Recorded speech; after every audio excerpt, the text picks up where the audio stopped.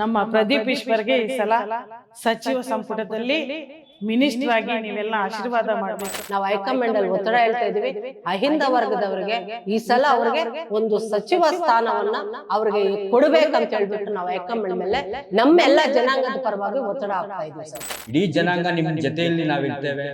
ನಮ್ಮ ಜನಾಂಗಕ್ಕೆ ಒಂದು ಅವಕಾಶ ಮಾಡಿಕೊಡಿ. ಮುಂದೆ ಒಂದು ಸಂಪುಟ ವಿಸ್ತರಣೆಯಲ್ಲಿ ನಮ್ಮ ಇಡೀ ಕರ್ನಾಟಕದಲ್ಲಿ ನಮ್ಮ ಕಾಂಗ್ರೆಸ್ ಪಕ್ಷ ಇದೆ. ಅದರಲ್ಲಿ ನಮ್ಮ ಪ್ರೀತಿಯ ಮುಖ್ಯಮಂತ್ರಿ ಅವರು ಇದ್ದಾರೆ, DK ಶಿವಕುಮಾರ್ ಸಾರ್ ಇದ್ದಾರೆ, ಸಚಿವರೆಲ್ಲ ಇದ್ದಾರೆ, ಎಲ್ಲ ನಮ್ಮ ಕಾಂಗ್ರೆಸ್ ಪಾರ್ಟಿನೇ ಇದೆ. ಮತ್ತು ನಮ್ಮ ಚಿಕ್ಕಬಳ್ಳಾಪುರದಲ್ಲಿ ಗೌರವಾನ್ವಿತ ಪ್ರದೀಪ್ ಈಶ್ವರ್ ಶಾಸಕರಾಗಿ ಇದ್ದಾರೆ. ಅವರು ಗುಡಿಸಲಿಂದ ತಗೊಳ್ತಾ ಇದ್ದಾರೆ. ಗುಡಿಸಲಲ್ಲಿರೋರಿಗೆ, ಬಡವರಿಗೆ, ಈ ಆಕ್ಸಿಡೆಂಟ್ ಆಗಿರೋ ಮಕ್ಕಳಿಗೆ ಪ್ರತಿಯೊಂದರಲ್ಲೂ ಪಾಲನೆ ಮಾಡಿ ರೆಸ್ಪಾನ್ಸ್ ತಗೊಂಡು ವಿದ್ಯಾಭ್ಯಾಸ, ಮುಂದಿನ ಪೀಳಿಗೆಗೆ ವಿದ್ಯಾಭ್ಯಾಸ ಬೇಕು. ಅನೇಕ ಆಂಬುಲೆನ್ಸ್ಗಳನ್ನು ಬಿಟ್ಟು ಆರೋಗ್ಯನ ಪ್ರತಿಯೊಂದು ಕೆಲಸಗಳು ಜನರಿಗೆ, ಬಡವರಿಗೆ ಏನು ಬೇಕಂತ ಮಾಡ್ತಾ ಇದ್ದಾರೆ. ಅದಕ್ಕೆ ಅವ್ರಿಗೆ ನಮ್ಮ ಪ್ರದೀಪ್ ಈಶ್ವರ್ ಅವ್ರಿಗೆ ಹಾರ್ಟಿ ಥ್ಯಾಂಕ್ಸ್ ಹೇಳ್ತೀವಿ. ಎರಡನೇದಾಗಿ ನಮ್ಮ ಚಿಕ್ಕಬಳ್ಳಾಪುರದಲ್ಲಿ ಶಾಸಕರಾಗ್ತಾ ಇರ್ತೀವಿ. ಸುಮಾರು 45 ವರ್ಷದಿಂದ ಯಾವಾಗ್ಲೂ ಈ ಥರ OBC ಗೆದ್ದಿರಲಿಲ್ಲ, ಬಂದಿರಲಿಲ್ಲ, ಪ್ರಾಮುಖ್ಯತೆ ಸಿಕ್ಕಿರಲಿಲ್ಲ. ನಮ್ಮ ಎಮಿನೆಂಟ್ ಪ್ರದೀಪ್ ಈಶ್ವರ್ ಅವರು ಇತಿಹಾಸನ ಸೃಷ್ಟಿ ಚೇಂಜ್ ಮಾಡ್ದಂಗೆ ಪ್ರದೀಪ್ ಈಶ್ವರ್ ಅವರು ಗೆದ್ದು ಬಂದಿದ್ದಾರೆ. ಸೋನಿಯಾ ಗಾಂಧಿ ಹತ್ರ, ನಮ್ಮ ಅನೇಕ ಹೈಕಮಾಂಡ್ ಅವ್ರ ಜೊತೆ, ಮತ್ತು ಇಲ್ಲಿ ರಾಜ್ಯದಲ್ಲಿ ಮುಖ್ಯಮಂತ್ರಿ ಸಿದ್ದರಾಮಯ್ಯ ಅವ್ರ ಜೊತೆ, DK ಶಿವಕುಮಾರ್ ಜೊತೆ, ಎಲ್ಲ ಸಚಿವರ ಜೊತೆ, ಎಲ್ಲರ ಜೊತೆನೂ ತುಂಬ ಹೊಂದಿಕೊಂಡು ಬ್ರಿಲಿಯಂಟಾಗಿ ನಮ್ಮ OBC ಗ್ರೂಪಲ್ಲಿ ಇವಾಗ ಚಿಕ್ಕಬಳ್ಳಾಪುರದಲ್ಲಿ ಗೆದ್ದಿದ್ದಾರೆ. ನಾವು ಮರೆತೇ ಆಗಿದ್ವಿ, ಚಿಕ್ಕಬಳ್ಳಾಪುರಕ್ಕೆ ಮಿನಿಸ್ಟ್ರದು, ಸಚಿವರದು ಬಂದೇ ಇಲ್ಲ ಇದುವರೆಗೂ. ನಮ್ಮ ವಿಶ್ವೇಶ್ವರಯ್ಯ ಇದ್ದಾರೆ, ಒಳ್ಳೆ ಇತಿಹಾಸ ಚಿಕ್ಕಬಳ್ಳಾಪುರಕ್ಕಿದೆ. ಆದ್ದರಿಂದ ಇವಾಗ ಒಂದು ಚಾನ್ಸ್ ನಮ್ಮ ಕಾಂಗ್ರೆಸ್ಸಿಂದ ಬಂದೈತೆ. ನಮ್ಮ ಪ್ರದೀಪ್ ಈಶ್ವರ್ ಒಳ್ಳೆ ಹುಡುಗ, ಎಲ್ಲರನ್ನೂ ಹೊಂದ್ಕೊಂಡು ಎಲ್ಲರಿಗೂ ಚೆನ್ನಾಗಿದ್ದಾರೆ. ಇಂಥವ್ರಿಗೆ ಇನ್ನೂ ಹೆಚ್ಚಿನ ಕೆಲಸಗಳು ಮಾಡೋಕ್ಕೋಸ್ಕರ ನೀವು ಈಗ ಮುಂಬರುವ ಸಂಪುಟ ವಿಸ್ತರಣೆ ಬರುತ್ತೆ, ಅದರಲ್ಲಿ ದಯವಿಟ್ಟು ನಮ್ಮ ಕಾಂಗ್ರೆಸ್ನ ನಾವು ಕೇಳ್ಕೊತೀವಿ. ನಮ್ಮ ಪ್ರದೀಪ್ ಈಶ್ವರ್ಗೆ ಈ ಸಲ ಸಚಿವ ಸಂಪುಟದಲ್ಲಿ ಮಿನಿಸ್ಟ್ರಾಗಿ ನೀವೆಲ್ಲ ಆಶೀರ್ವಾದ ಮಾಡಬೇಕು ಅಂತ ನಾನು, ನಮ್ಮ ನಾರಾಯಣಮ್ಮ ಪ್ರಾಧಿಕಾರದ ಮೆಂಬರು, ಮತ್ತು ಸೀನಾ, ನಮ್ಮ ಡ್ಯಾನ್ಸ್ ಸೀನಾ, ಹಾಗೂ ಕುರುಬ ಸಂಘದ ಅಧ್ಯಕ್ಷರು, ಮಾಜಿ ಅಧ್ಯಕ್ಷರಾದ ಲಕ್ಷ್ಮಣರವರು, ನಾವು ಇನ್ನೂ ಅನೇಕರು ನೆಕ್ಸ್ಟು ಮತ್ತೆ ಇದೇ ಥರ ಕೇಳ್ಕೊತೀವಿ. ದಯವಿಟ್ಟು ಈ ಸಲ ಚಿಕ್ಕಬಳ್ಳಾಪುರಕ್ಕೆ ಸಚಿವ ಸ್ಥಾನ ಬರಬೇಕು ಅಂತ ನಾವೆಲ್ಲ ಕೇಳ್ತೀವಿ. ತುಂಬ ವರ್ಷಗಳಾಗಿದೆ, ಮತ್ತೆ ಕೇಳ್ಕೊತಾ ಇದ್ದೀವಿ. ಪ್ರದೀಪ್ ಈಶ್ವರ್ ಅವ್ರಿಗೆ ಸಚಿವ ಸ್ಥಾನ ಕೊಡಿ. 45 ವರ್ಷದಿಂದ ಇಲ್ಲ. ಇಲ್ಲಿ OBC ಜನಾಂಗ ತುಂಬ ಇದ್ದಾರೆ, ತುಂಬ ಸಹಾಯ ಮಾಡಿದ್ದಾರೆ. ಅವ್ರಿಗೆ ಪ್ರಾಮುಖ್ಯತೆ ಕೊಟ್ಟಂಗಿರುತ್ತೆ ರಾಜ್ಯದಲ್ಲಿ. ಅದಕ್ಕೆ OBC ಅವ್ರಿಗೆ ನಮ್ಮ ಪ್ರದೀಪ್ ಈಶ್ವರ್ಗೆ ಕೊಡಬೇಕಂತ ನಮ್ಮ ಸಚಿವರನ್ನ, ಮುಖ್ಯಮಂತ್ರಿನ, DK ಶಿವಕುಮಾರ್ ಸರ್ನ, ಹೈಕಮಾಂಡ್ನ ಎಲ್ಲ ಕೇಳ್ಕೊತೀವಿ. ನಮಸ್ಕಾರ.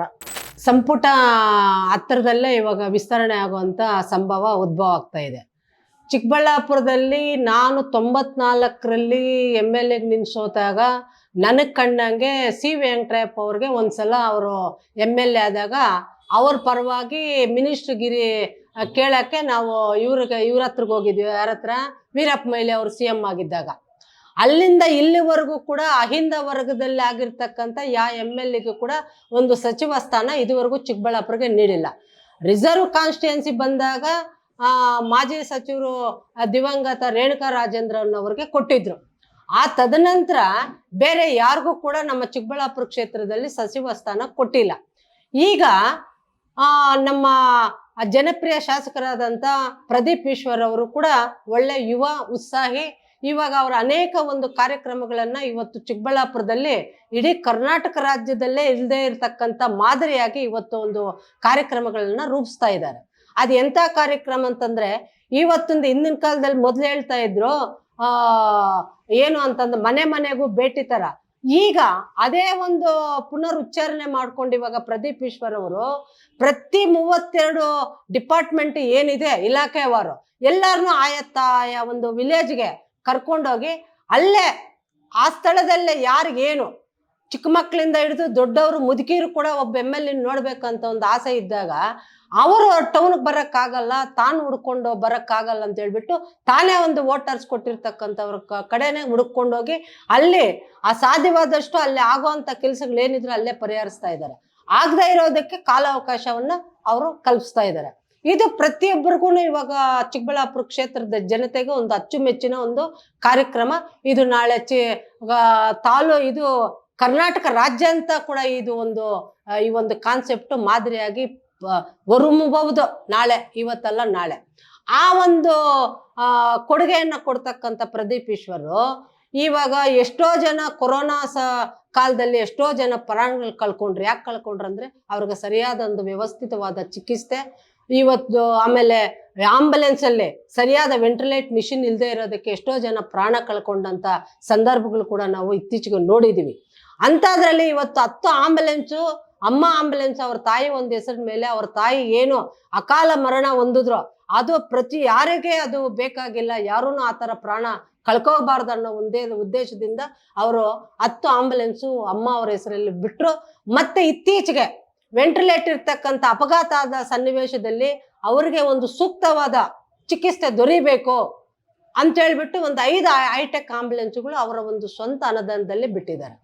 ಅದ್ರ ಜೊತೆಗೆ ಶಾಲಾ ಮಕ್ಕಳಿಗೆ ವರ್ಷಕ್ಕೊಂದ್ಸಲ ಎಲ್ಲ ಶಾಲಾ ಮಕ್ಕಳಿಗೂ ಕೂಡ ಬಟ್ಟೆ ವಿತರಣೆ ಅವರ ಒಂದು ಸ್ವಂತ ಹಣದಲ್ಲೇ ಬಿಟ್ಟಿದ್ದಾರೆ.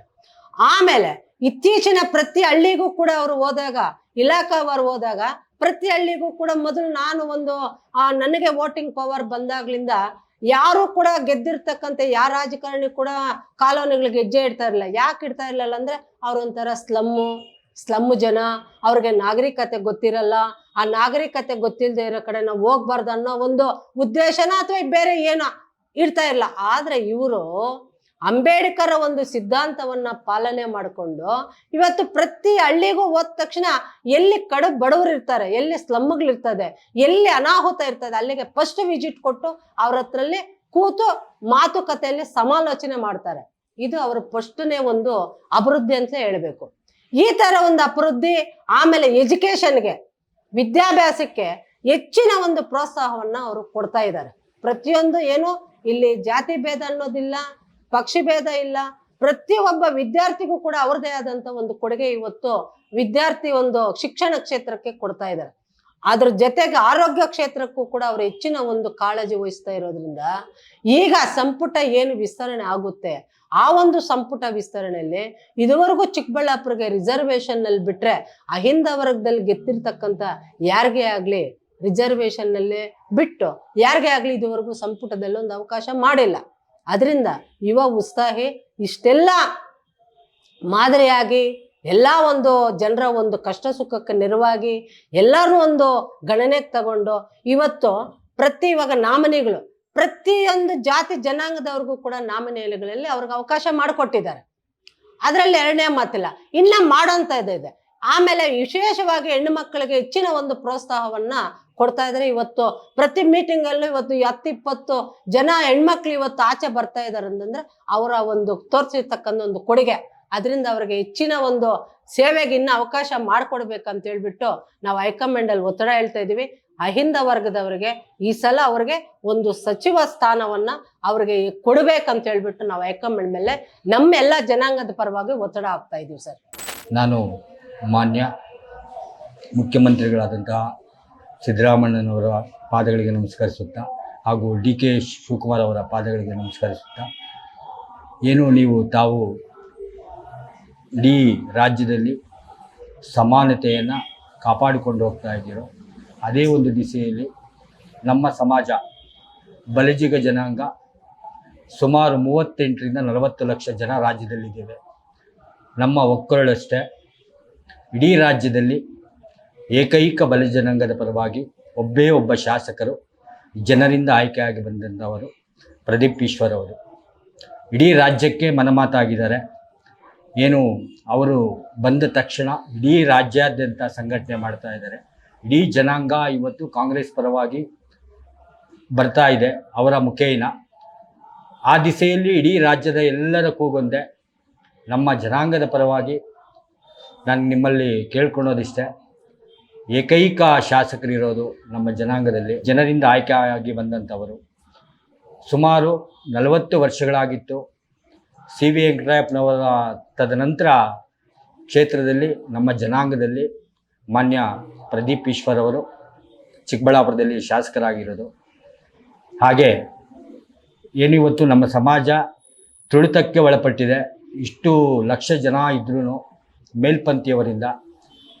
ಹಾಗೆ ಇಡೀ ರಾಜ್ಯದಲ್ಲಿ ಸಂಘಟನೆಯ ಅಧಿಕಾರರು, ಮೋಟಿವೇಶನ್ ಅಧಿಕಾರರು ಇವತ್ತು ತನ್ನದೇ ಆದಂಥ ಒಂದು ಛಾಪಿನಲ್ಲಿ ಇಡೀ ರಾಜ್ಯ, ದಕ್ಷಿಣ ಭಾರತದಲ್ಲೇ ಒಂದು ಹೆಸರುವಾಸಿಯನ್ನು ಮಾಡಿದಂಥ ಮಾನ್ಯ ಶಾಸಕರು ಏನಿವತ್ತು ತೆಲಂಗಾಣ ಆಗಿರ್ಬೋದು, ಆಂಧ್ರ ಆಗಿರ್ಬೋದು, ಮಹಾರಾಷ್ಟ್ರ ಆಗಿರ್ಬೋದು, ಎಲ್ಲೇ ಒಂದು ಚುನಾವಣೆ ಆದ್ರೂ ಏನು ಒಂದು ಮೋಟಿವೇಶನ್ ಸ್ಪೀಕರ್ ಆಗಿ ಕಳಿಸ್ಕೊಡ್ತಾ ಇದ್ದಾರೆ.